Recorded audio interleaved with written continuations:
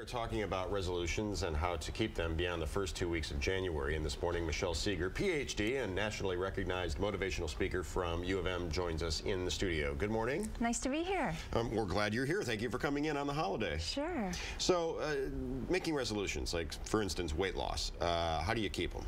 Well, most people make weight loss resolutions at the new year, but the secret and trick is you have to go beneath the weight loss to the actual behaviors that are going to create what you want, which is weight loss and sustainability. So I advise people to start focusing on behaviors like exercise. If exercise is necessary to lose weight and sustain it, and changing our dietary habits are what lead to our ultimate outcome, let's focus on those and learn how to make them an integral and permanent part of our lives. So it's one thing to say, I resolve to lose 25 pounds in the next 3 months or something. It's another thing entirely to actually make that happen, because we often go about it the wrong way. That's exactly right. And in fact, our research at the University of Michigan suggests that making your goal for a behavior like exercise to be weight loss shoots women, especially women, in the foot for staying motivated to do it.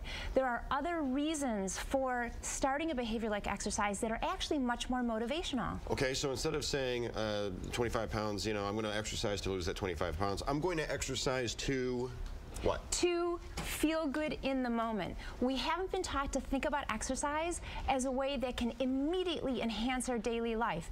We know that exercise lifts our mood, it energizes us, and that helps us do everything we care about better. So that makes it much more motivating than a distant reward that we may never achieve, like preventing cancer one day. Well, that sounds like that would be you know, applicable to any situation. Like if for instance, you know, you wanted to work out, if you're a guy, to look all buff and, you know, cut, you might not get there. But if you think, well, this one workout routine is actually going to make me feel good for that day. That's exactly right. We know, research shows that people are much more motivated by the rewards they will immediately experience rather than the rewards we have to wait for. So if people can link their New Year's resolutions and the behaviors they're trying to achieve through their resolutions to today, and how it's going to improve both how they feel and how those feelings are going to improve everything else they do, that's the recipe for success. So, like that Julia Child movie, I'm going to go through the entire Julia Child cookbook. That's very daunting to think about that long term, but if you just think, today I'm going to make a Julia Child recipe, and it's going to be good, bam. And then the next day, and the next day, and pretty soon it's a week, it's a month. Breaking it down into small, realistic steps is crucial.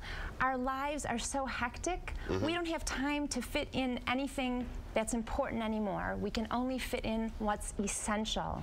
So we have to make the behaviors like exercise something that feels essential to our daily lives. What other tips can we look forward to? Well, one thing that is very important for people to do to sustain their resolutions or the behaviors is that they need to strategize ahead of time about what potentially is going to derail their plans. And we don't think about resolutions and behaviors in this way, but the reality is we have to go from the abstract to the concrete to be successful. And if you want to start exercising every day or changing your diets every day, you need to understand what is going to get in your way and then pre-plan for that, so that you're ready to prevent those things from happening. Do we have the long-term plans on the full screen? Are we going to do that, or we'll put those on my Fox?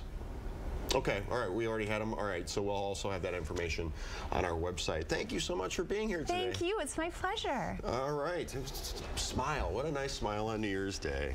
See, I resolved to say nice things like that in the new year.